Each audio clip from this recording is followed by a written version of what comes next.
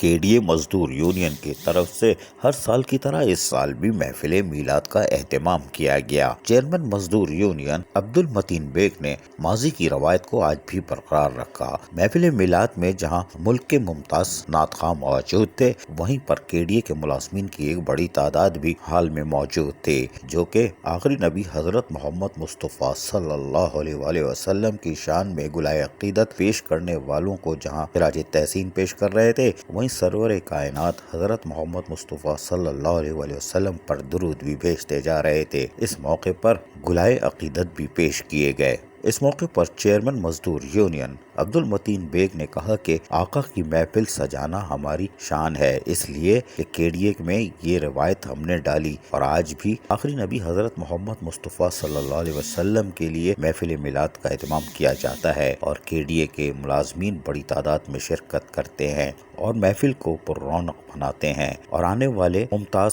ملک کے نعت خواں گلائے عقیدت پیش کر کر ایمان کو تازہ کرتے ہیں۔ یقیناً کے ڈی اے مزدور یونین نے اپنی روایت کو برقرار رکھا، جو کہ خوش آئندہ اقدام ہے۔ عزیز عارف، کے بی ایس بلدیاتی نیوز، کراچی۔